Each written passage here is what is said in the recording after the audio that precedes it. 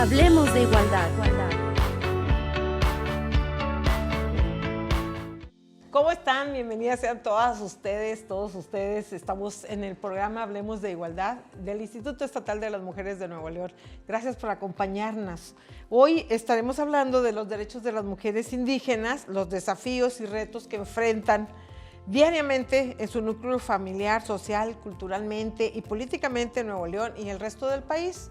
El Estado mexicano y otros países del mundo tenemos una gran deuda de justicia con los pueblos indígenas, principalmente con sus niñas y mujeres. Bienvenidas, Adriana. Estamos aquí con la licenciada Adriana Sánchez Hernández. Gracias por estar aquí, de profesión abogada, traductora e intérprete del idioma náhuatl. Trabaja con mujeres indígenas a quienes brinda servicios como orientación legal en su idioma, en su lengua. Gracias por estar aquí, Adriana. Es un gusto el día de hoy estar participando aquí en el Instituto Estatal de las Mujeres. Como si bien ya la licenciada Laura Paula comenta que he trabajado con mujeres indígenas y el día de hoy vamos a platicar nuestras experiencias, yo y mi compañera Esther. Muchas gracias por la invitación. Qué bueno que estás aquí. Adriana trabaja en el área de PAIMEF, del Instituto Estatal de las Mujeres, como facilitadora a través de pláticas y talleres con adolescentes sobre temas de violencia con perspectiva de género y con los niños sobre derechos humanos.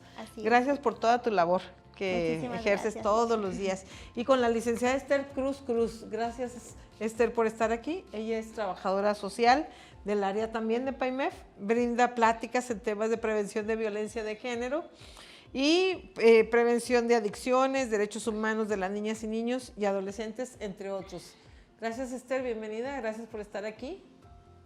Gracias, Lic, Laura Paula, gracias a los televidentes, a las y los que están ahí viendo este video y gracias por estarnos mirando. Vamos a estar compartiendo un poco de nuestro trabajo y también un poquito acerca de nuestras vidas personales. Bueno, pues muy bien. Miren, vamos a hablar hoy de los derechos de la población indígena porque no es novedad. No es novedad hablar de que siguen, a pesar del tiempo, a pesar de los avances, siguen sufriendo una segregación, abuso, discriminación y explotación laboral. ¿Cómo es el día al día, la lucha diaria de las mujeres indígenas? Mire, Lic, es un gran reto al ser mujer indígena, porque ya desde ahí, cuando dicen, vengo de un pueblo originario, y más cuando les dicen, no, pues soy mujer indígena. Desde ahí empieza a veces la discriminación. ¿Por qué? Por nuestra forma de ser, por nuestra piel más bien. Aquí en el estado de Nuevo León, si bien sabemos que aún existe la discriminación. ¿Y se vive todos los días? Sí se vive todavía. De hecho, justamente yo vivo en Escobedo, en la colonia Fernando Amilpa. Hay muchas mujeres que vienen de Veracruz, San Luis e Hidalgo. Hablamos nuestra lengua materna y empiezan entre las burlas y dicen, a lo mejor están hablando a esas chirigüillas o chirigüillos. Se escucha esa palabra. Es una forma despectiva, humillante para nosotras las mujeres, porque si bien sabemos que creo que desde ahí deberían de ver o trabajar o llegar a esa igualdad, porque todos y todas somos seres humanos que sentimos. Y no por el hecho de que vengamos de un pueblo originario nos discrimine. Y se vive todavía esa discriminación. Entonces, ¿los grupos o la población indígena de Nuevo León es migrante? Bueno, principalmente son migrantes. Actualmente hay 68 pueblos indígenas en el estado de Nuevo León. Es uno de los estados, si no es que el estado con mayor población indígena, en población migrante. Los primeros en migrar al estado son gente de San Luis, gente de Veracruz y gente de Hidalgo, aunque incluso hay gente de otros estados como Oaxaca, al cual pertenezco. Yo soy indígena mixteca, hablante del mixteco y radico en Juárez. Entonces, Nuevo León es un estado pluricultural y como bien lo menciona Adriana, pues aún en la actualidad vivimos con situaciones de discriminación, donde, como ella dice, el simple hecho de ser de otro estado ya es una cuestión de uso de palabras despectivas o de falta de acceso a oportunidades laborales, escolares incluso. pero también quisiera hablar del otro lado de la moneda, ¿no? Como instituciones como el Instituto Estatal de las Mujeres, como organizaciones de la sociedad civil, han apoyado, han acompañado también la lucha de las mujeres indígenas. O sea, el ser indígena no nada más tenemos que verlo del lado negativo, de este lado de que me van a discriminar por mi forma de ser, sino también yo misma como mujer indígena o como niña indígena, si es que hay alguna niña viendo este video, nunca sentirte menos. No somos menos que nadie. El tener un tono diferente de piel, el hablar alguna lengua indígena, no te hace menos que otra persona. Todos por el simple hecho de existir y de estar en este planeta, ya somos poseedores de un derecho, del derecho al respeto. Qué bonitas palabras, porque eso es la humanidad, eso es lo que nos corresponde como seres humanos. Pues somos iguales, ¿verdad? Pero vamos a platicar un poco de sus raíces. Pues cuéntenos un poquito de su familia, de dónde vienen, de dónde provienen, o qué fue lo que les motivó a emigrar a Monterrey. Bueno, pues yo migré a los 17 años. Trabajé aquí en Nuevo León. ¿Pero cómo? ¿Te viniste sola, con tu familia? No, me trajo una prima, trabajo? pero desafortunadamente la prima ahora sí que nada más me trajo a la ciudad sin saber, sin conocer. Me las tuve que vivir para aprender la ciudad, pero así aprendí. Y digo, ese es un gran reto que yo venía por trabajo y quería seguir estudiando. Porque si bien sabemos, cuando nosotras, las mujeres indígenas, migramos a una ciudad grande como Nuevo León, es para buscar una nueva oportunidad, para tener ese reto de seguir adelante y nuevos aprendizajes. Eso era mi reto para mí, de seguir estudiando, encontrar esa oportunidad, porque si bien sabemos en nuestras comunidades de origen, no tenemos, bueno, en ese entonces no teníamos las oportunidades como tener una beca, como hoy en día hay muchas becas, oportunidades para las mujeres, tener una carrera, una maestría. Hoy en día hay muchas oportunidades que a veces dice, híjoles, si hubiera tenido yo esas oportunidades, pues las hubiera aprovechado. Pero en mi caso había falta económicamente. Mis padres son ahora sí que trabajadores de campo. De hecho, yo también sé trabajar en campo y cuando llego a mi comunidad sigo hablando mi lengua materna, la lengua náhuatl. Igual soy traductora e intérprete aquí en el estado de Nuevo León. A veces he tenido invitaciones para trabajar en los juzgados como intérprete, traductora.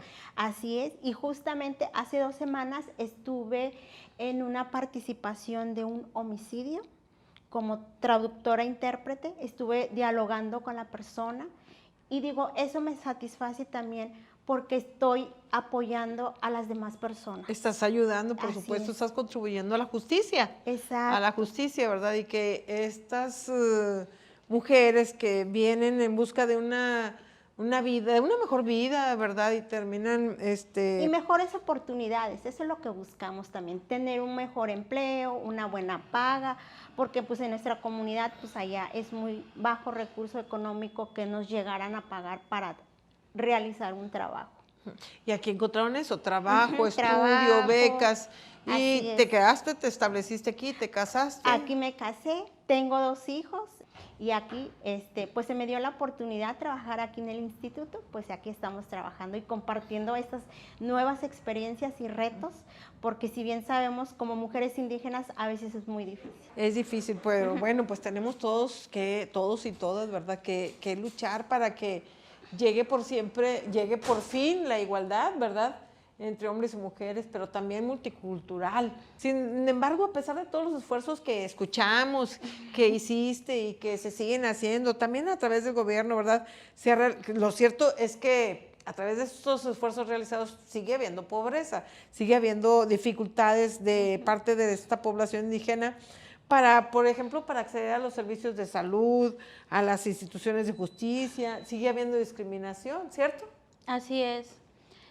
Parte de mi comunidad, por ejemplo en la comunidad mixteca, una cuestión muy tradicional en las comunidades es que, por ejemplo, las jóvenes, mujeres o niñas no deciden o no pueden tener esa elección de con quién casarse, ¿no? Como un derecho vital que todos los seres humanos deberíamos de tener.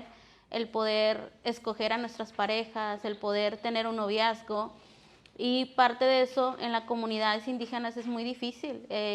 ¿Cómo se da? Generalmente los matrimonios se dan por arreglo familiar, por los padres. El chico, la tradición es el que pide a la muchacha, y la muchacha muchas veces pues no conoce al muchacho, no convive con él, no experimenta con él el noviazgo, simplemente se va a algo que es inseguro, y generalmente esas situaciones pues terminan en mal, ¿no? Porque pues ¿cómo te vas a casar con alguien que ni siquiera conoces al 100% o que ni siquiera amas?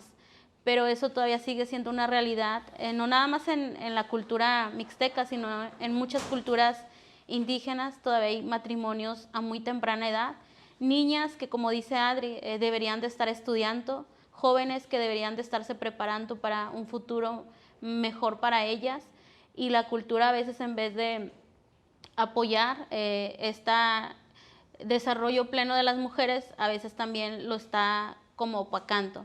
Y ahí es cuando hablamos de los usos y los abusos de las costumbres, ¿no? Como también ver el lado de esta cultura. Los usos y los abusos de las costumbres. Has dicho algo muy importante, porque a veces se piensa que pues el respeto a los usos y costumbres es lo correcto, pero cuando estos abusos, estos usos más bien, se convierten en abusos, me parece que es injusto seguir defendiéndolos, ¿no? Por ejemplo, yo menciono mucho en repetidas ocasiones que hay comunidades en donde todavía la iniciación sexual, la iniciación del periodo sexual, la actividad sexual le corresponde a los padres. O sea, eso es atroz. Y hay comunidades que así lo viven, ¿verdad? Vamos a regresar con este tema, con los usos y costumbres y las dificultades y los retos por los que tienen que pasar. Sabemos de eso, ¿verdad? Pero ahorita lo vamos a platicar. No se vayan y continúen con nosotros en el programa Hablemos de Igualdad. Regresamos.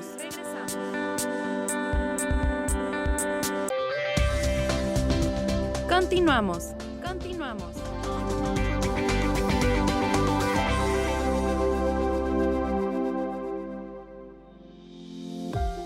Gracias por continuar con nosotros. Agradecemos mucho a Canal 28, a Radio Nuevo León, y síganos en nuestras redes sociales, por favor, Twitter, Facebook, Instagram, a Instituto Estatal de las Mujeres.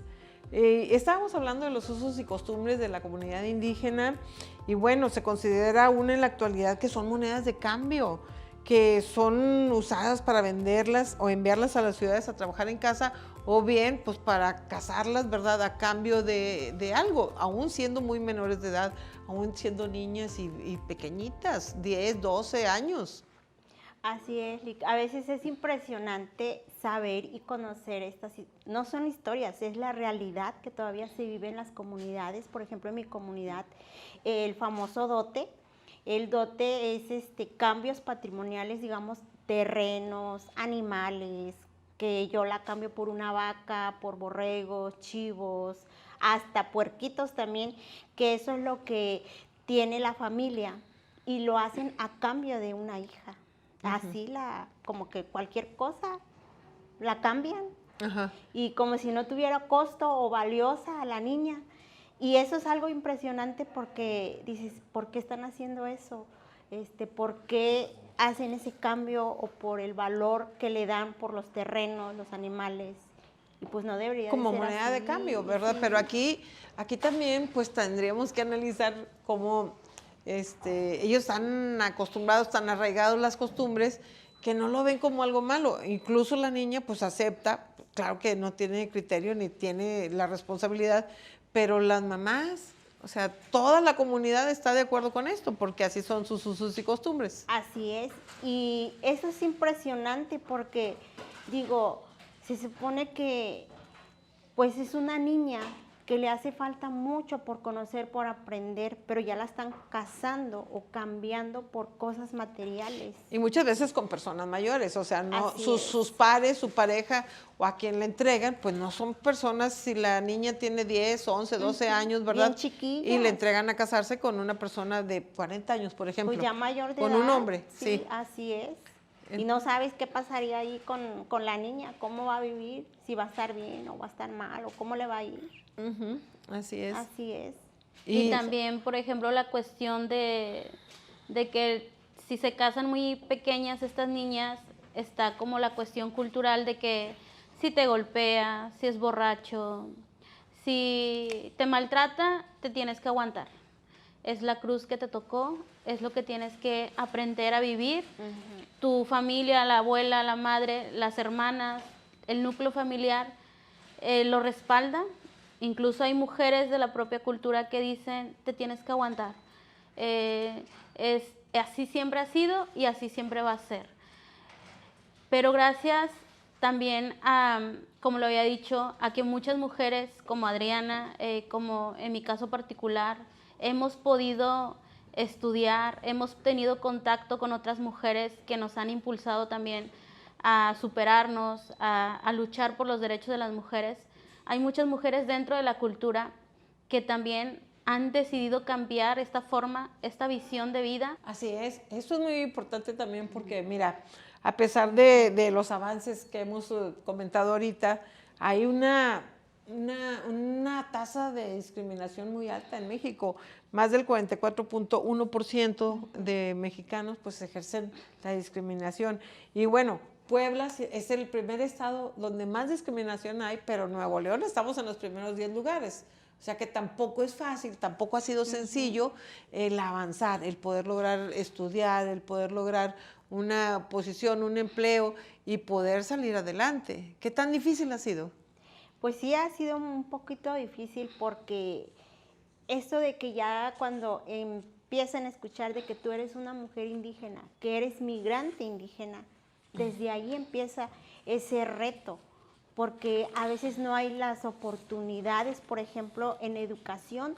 Aún no escuchamos aquí en Nuevo León que haya escuelas que tengan esa interculturalidad o que haya esas oportunidades de sus lenguas maternas, que lleven o que haya un examen donde si yo vengo de una comunidad indígena y que me apliquen ese examen, que yo pueda entender y comprender la información.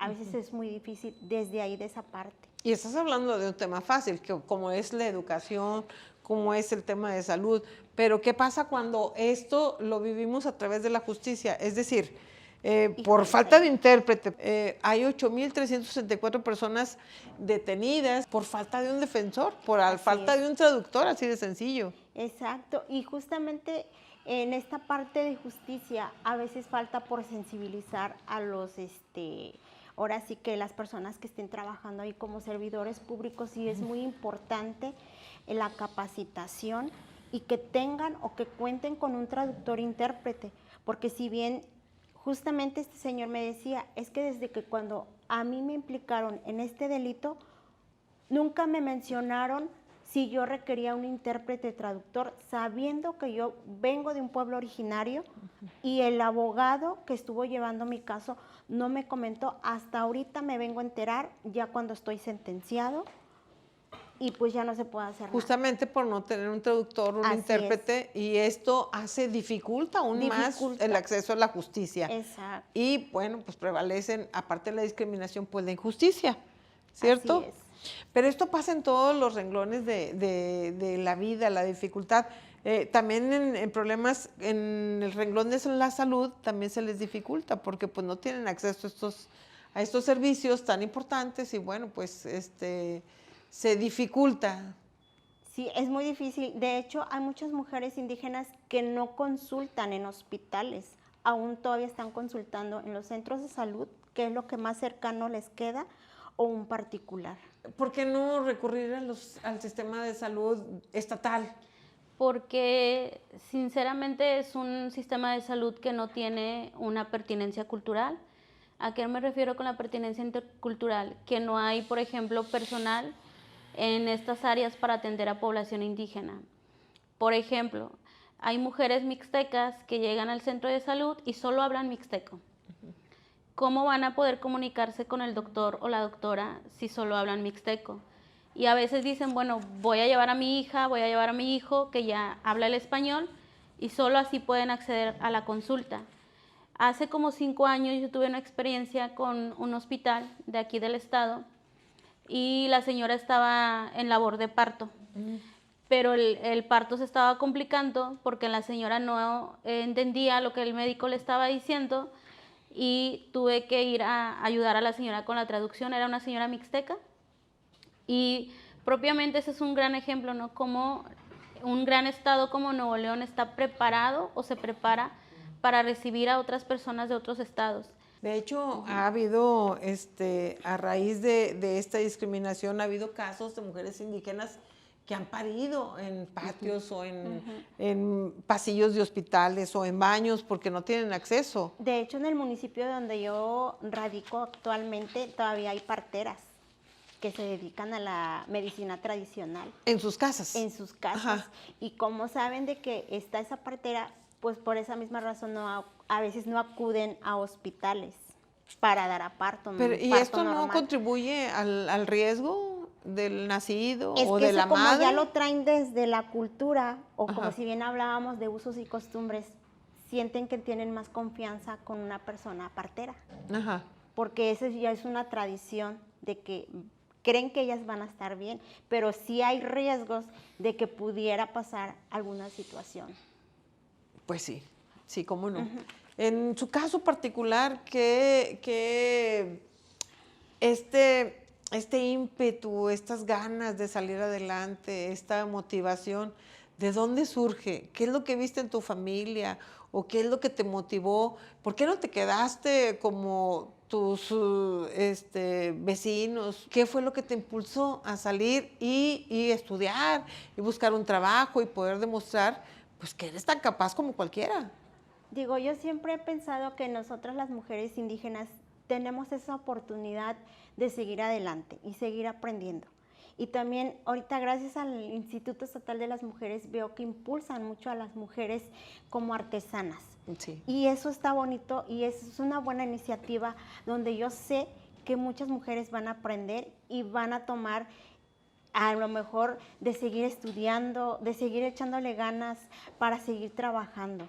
Y así conforme haya niñas que también pudieran seguir echándole muchas ganas y tener así nuestro gran ejemplo, como tanto como mi compañera Esther, de que le hemos echado ganas y seguimos trabajando aquí fuertemente para seguir impulsando a esas mujeres. Sí, el Día de la Mujer Indígena firmamos un convenio de colaboración con un grupo, con varios grupos de mujeres indígenas y a través de su emprendimiento, de su negocio, de lo que ellas producen, pues buscamos espacios donde pudieran exponer sus productos y pudieran llevarlos a la venta sin ningún costo. Pero en tu caso, ¿qué fue lo que te motivó a salir adelante? ¿A quién viste?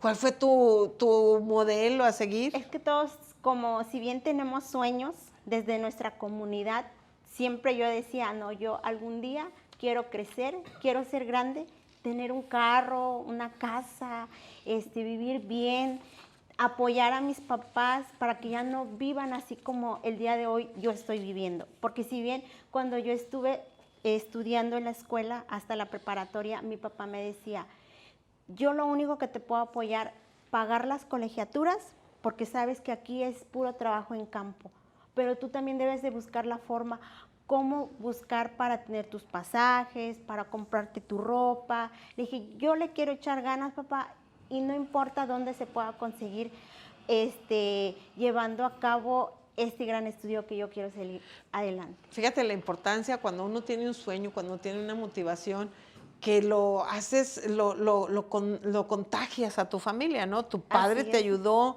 tu padre creyó en ti, te impulsó, te dio toda la confianza. Entonces, cuando tenemos un sueño, cuando queremos lograr algo, hay que creer, hay que hablarlo, hay que comunicarlo, pero sobre todo fijarlo bien en nuestra mente y llevarlo a cabo. Hay muchas instituciones que pueden ayudar para realizar estos sueños, para realizar estas metas que todas podemos cumplir. Vamos a ir a una pausa y ahorita regresamos, Esther. Adriana, gracias por estar aquí en este programa Hablemos de Igualdad. Y estamos hablando de las mujeres indígenas. Regresamos en un momento. Muchas gracias. Regresamos.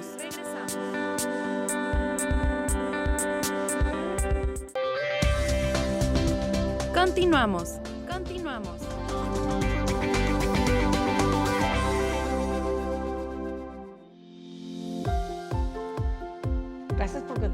nosotras en el programa Hablemos de Igualdad. Síganos en nuestras redes sociales, Twitter, Instagram, Facebook. Y estamos hablando de las personas, de las mujeres indígenas, con Adriana, con Esther, quien hoy nos acompañan. Esther, vamos a hablar de tu historia. ¿Cómo llegaste a Monterrey? ¿Qué fue lo que te motivó? ¿Cómo te nació la idea de que tenías que estudiar y ser licenciada? ¿Y lo lograste? Bueno, es una historia muy larga, pero voy a tratar de resumirla. Yo llegué a los 7 años a Nuevo León. Primeramente había vivido en Guadalajara, Jalisco. De ahí mi familia migró hacia Nuevo Laredo, Tamaulipas. Viví alrededor de 1 año en Nuevo Laredo, Tamaulipas.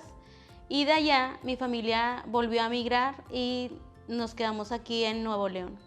El primer lugar al que llegamos acá fue ahorita lo que es el Parque Tolteca. Vivíamos a orillas del río, en un asentamiento irregular. Así es. Como hubo un cambio de administración, el alcalde de ese entonces nos mandó hacia Juárez, Nuevo León. La historia está documentada, donde a través de camiones de basura, a través de una forma muy denigrante hacia los pueblos indígenas, nos van y nos avientan literal a Juárez, Nuevo León. Y fue a partir de ahí que yo creo que a los 7 años, cuando empiezo a ver toda la desigualdad social que hay, toda la injusticia social, toda la discriminación que hay, todo lo malo de la humanidad, uno empieza a pensar por qué el mundo es así, ¿no? O sea, por qué los seres humanos tenemos que ser de cierta manera con otros seres humanos. En esa época yo trabajaba en la calle, vendía dulces, semillas, lo que fuera, junto con mi familia, con todos mis hermanitos. Y hubo una ocasión que el DIF se para y le dice a mi mamá: no puedes tener a los niños trabajando en la calle, tienen que estar estudiando. Y mi mamá, por temor a perdernos, porque el DIF nos iba a quitar, nos metió a la escuela. Yo nunca había ido a la escuela, nunca había cursado la primaria, y mi papá me inscribe a la escuela para cumplir con este requisito del DIF. Y fue ahí que empecé a entender que la educación podría ser una gran ventana para el desarrollo. Yo le tengo mucho cariño, si está escuchando esto, el trabajador social de esa ocasión. Creo que eso marcó mucho mi vida. El que una persona... ¿Qué te dijo el trabajador social?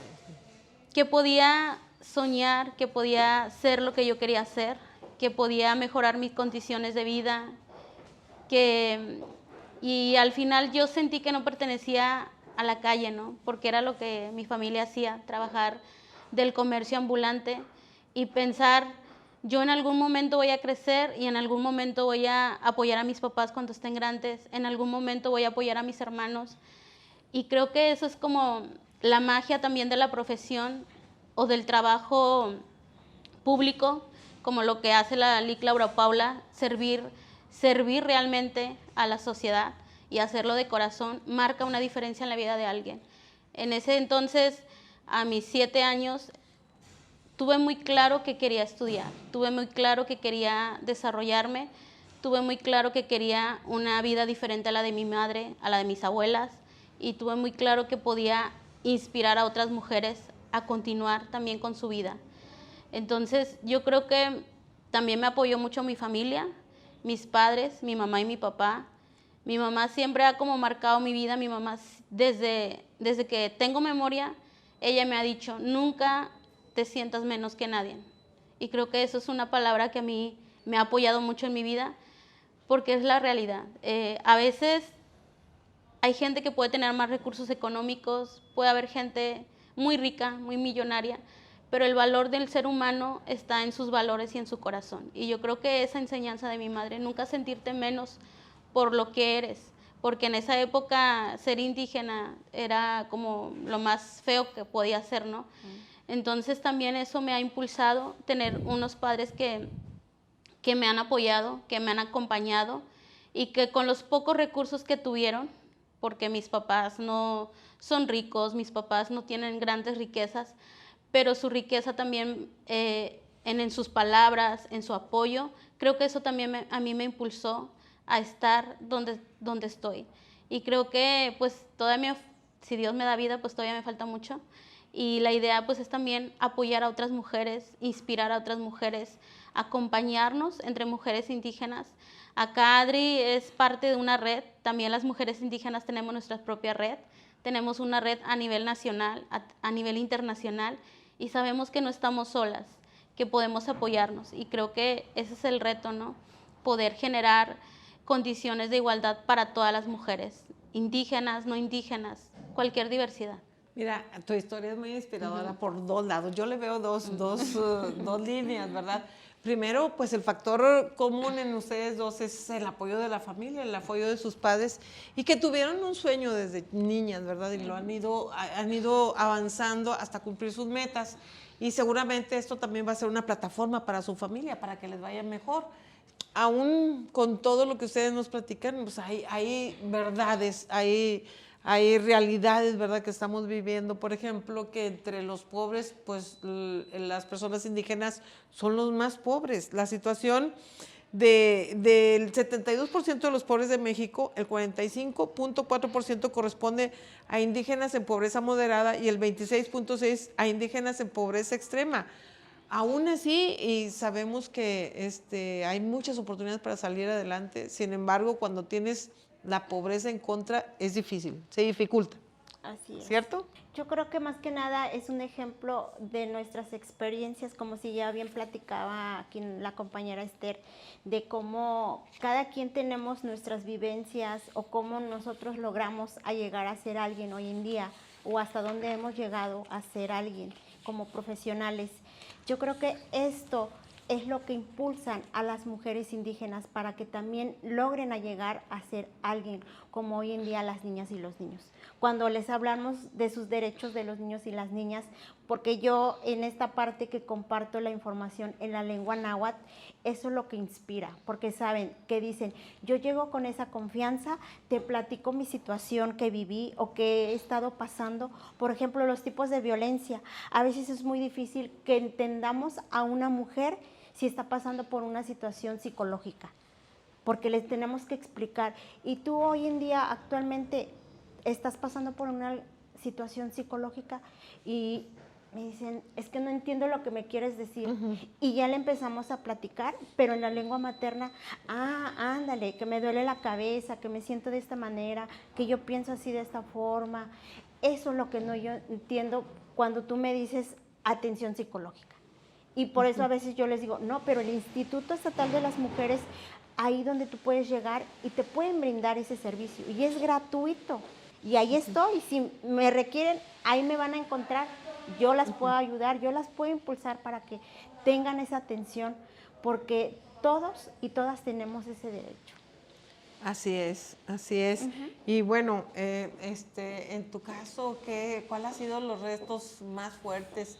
¿Cuál ha sido el obstáculo más difícil que has tenido que enfrentar? Ahorita hablaba usted de la pobreza, Lic, y creo que algo que siempre me fue muy difícil, o para las personas que pertenecemos a una comunidad indígena, es como 2 veces, 3 veces más difícil, ¿no? En la cuestión económica.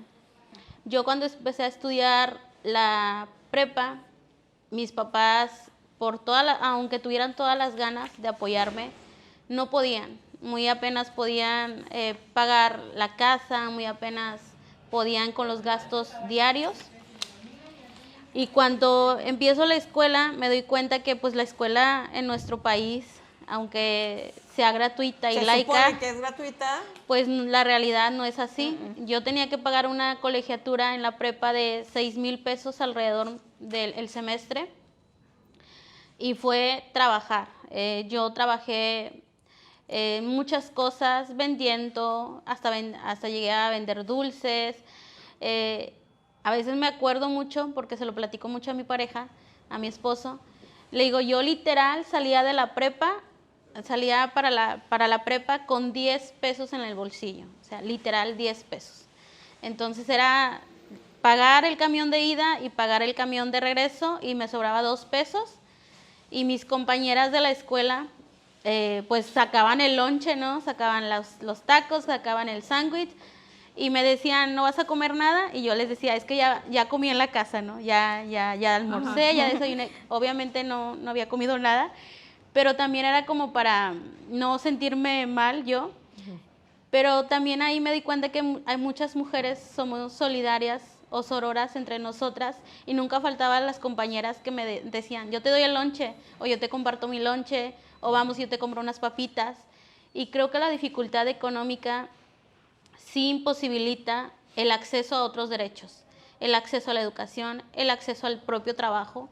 Como hay personas que migran y dicen, ve a buscar trabajo y no tienen ni para el camión. Así es. Entonces, definitivamente, pues no se tiene que romantizar la pobreza, es una realidad, pero también dentro de estas dificultades, pues hay muchas redes, hay muchos apoyos, hay muchas formas de salir adelante. Yo creo que esto que estamos platicando, ¿verdad?, hace más visible todas las dificultades a los que se tienen que enfrentar, porque como tú dices, es muy fácil decir, opinar, ¿verdad?, pues salte a buscar trabajo, pero cuando no tienes cubiertas las necesidades básicas como la alimentación, a veces ni la vivienda, porque viven en lugares irregulares, con condiciones muy marginadas, cuando no tienes siquiera para la alimentación o para tener unos zapatos o ropa, ¿cómo podemos accesar por ejemplo, a la educación, ¿sí?, al trabajo, a la alimentación?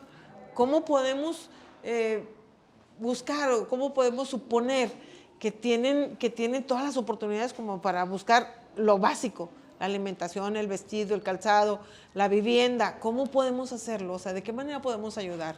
¿De qué manera podemos contribuir a que haya más igualdad entre los seres humanos? Con esto vamos a regresar, vamos a un corte y seguimos hablando con las mujeres indígenas, esta población que ha sido marginada, que ha sido muchas veces discriminada y por lo cual tenemos que hacer algo tenemos que hacer como responsabilidad social. Ahorita regresamos. Regresamos.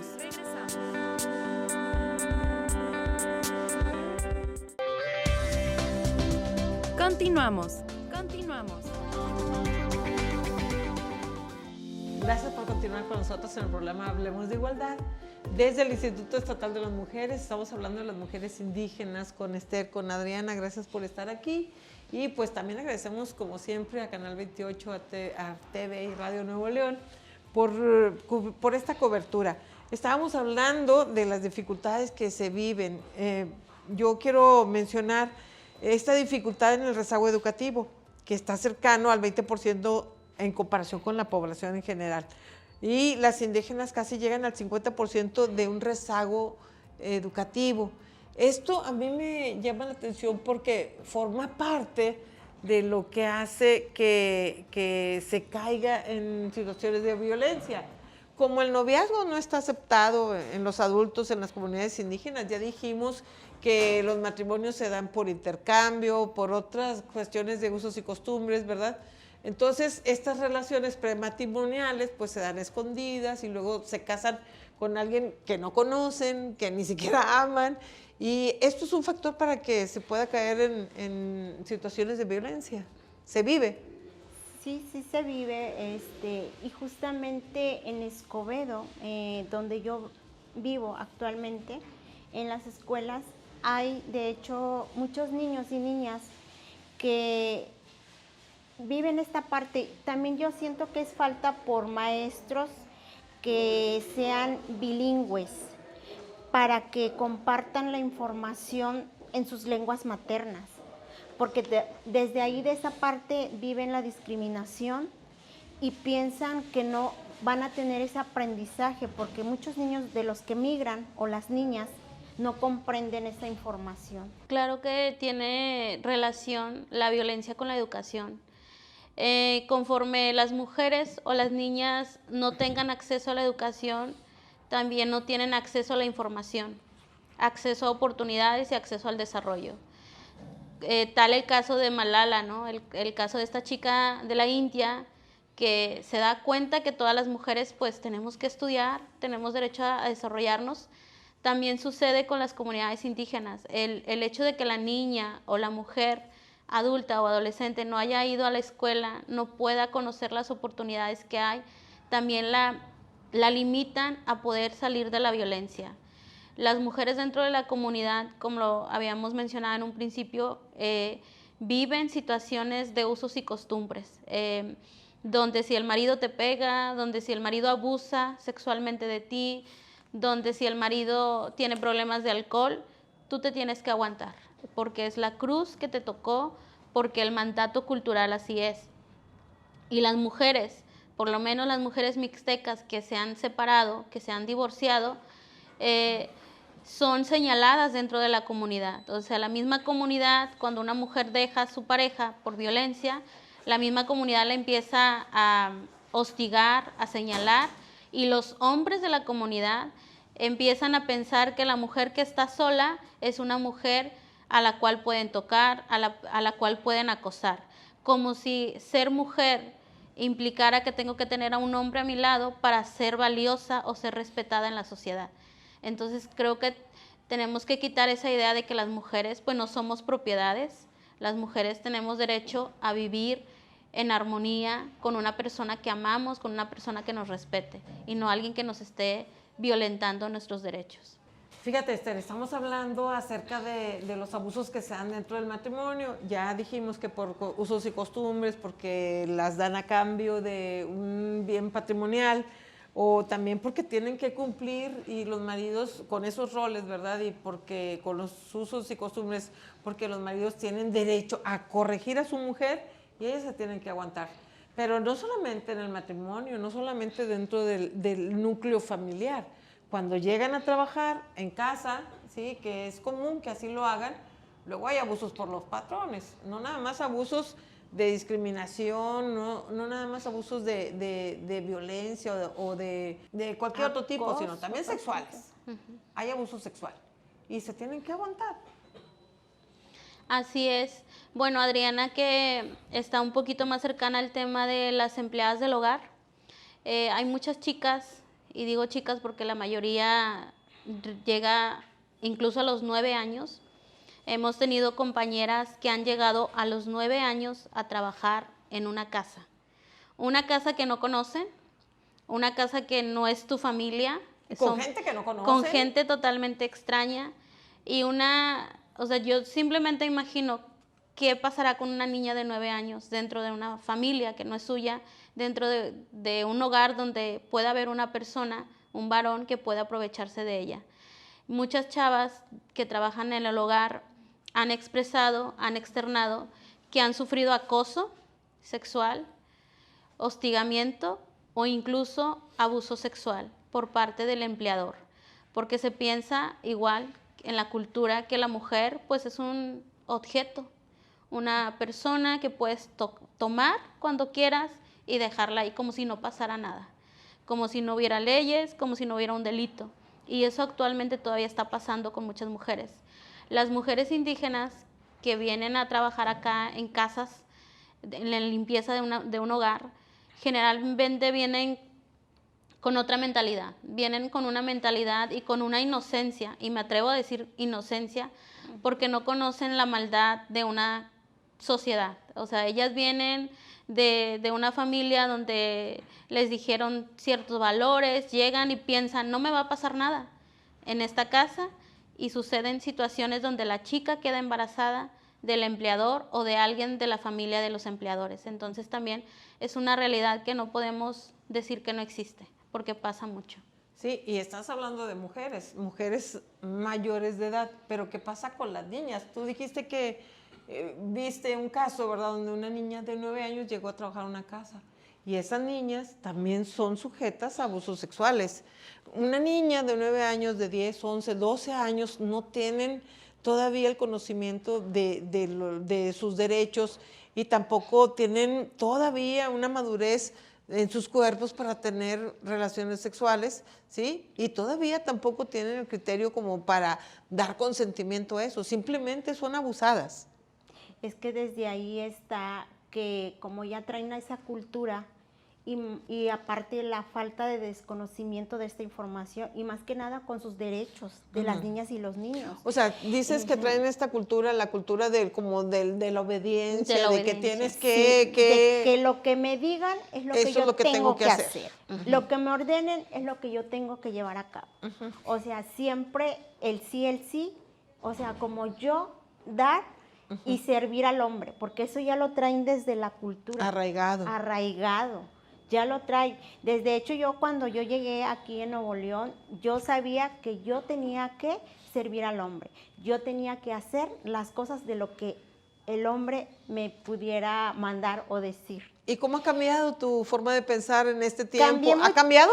Ha cambiado muchísimo, Lick, porque por esta educación que el día de hoy ya conozco un poquito más, por los talleres, por las pláticas, por la información. Eso es lo que te lleva a hacer que uno cambie y que conozcas más esos derechos de las mujeres. ¿Qué tanto has cambiado tú, Esther? Yo creo que bastante. Es bastante de pertenecer a una cultura donde no escoges a tu pareja, donde la mujer no aspira al estudio, donde la mujer no puede incluso ni siquiera decidir de la maternidad, tu propio cuerpo. A ver, ¿cómo? ¿Cómo que no pueden decidir sobre su maternidad? O sea, en la cultura ten los hijos que Dios te mande. No decidas, ¿no? O sea, no hay planificación, si son 5 hijos, 6 hijos, pues es lo que Dios te manda. Entonces, hablar incluso del uso del condón, hablar incluso de cuidarte, tu salud sexual y reproductiva, pues eso ni se habla, ni se toca. Y creo que el poder yo elegir a mi pareja, el poder elegir si quiero ser madre o no, el poder seguir desarrollándome a nivel académico o laboral, creo que eso ya es un gran avance para mí. Entonces ni se diga que te puedan negar al deseo del hombre de tener relaciones sexuales. Si quieres o no quieres, no importa, simplemente hay que obedecer. Sí, así es. ¿Sí? Sí. Pues está difícil la situación. ¿Qué consideran ustedes, Adriana, qué consideras tú que debemos hacer para que esta comunidad pueda acceder a los mismos derechos que todo el mundo tiene, ¿no? El respeto a la dignidad, el respeto a tu integridad. ¿Qué es lo que tenemos que hacer? ¿Qué es lo que hace falta? Yo creo que lo más importante es aquí ejercer esos derechos. Como si bien sabemos, tenemos ahorita el ejemplo de nosotras que hemos echado ahora sí que mucho esfuerzo y dedicación para salir adelante. Y eso es lo que yo pienso que las motivaría más a que si ella puede, yo también puedo. Y desde ahí yo creo que partirían que las niñas y los niños salieran adelante, más que nada. Pues gracias por estar con nosotras en este programa Hablemos de Igualdad desde el Instituto Estatal de las Mujeres. Hoy hablamos de un tema muy importante que son las mujeres indígenas. Y bueno, yo quiero recordarles que en el Instituto Estatal de las Mujeres tenemos todos los programas a su servicio de manera gratuita. Tenemos el programa de atención con psicólogas, trabajadoras sociales y abogadas que en cualquier momento que ustedes necesiten un apoyo, necesiten una atención, estamos aquí a sus órdenes. Además, tenemos un apoyo muy grande en el tema de educación, ya estuvimos hablando de eso, ¿verdad? Tenemos un convenio con el INEA para que ustedes puedan certificar su primaria o secundaria con un solo examen. Aquí lo hacemos y también para la preparatoria tenemos varias opciones que estoy segura les van a servir. Entonces, las esperamos aquí en el Instituto Estatal de las Mujeres. Adriana, gracias por estar con nosotros. Regálanos unas palabras en tu lengua.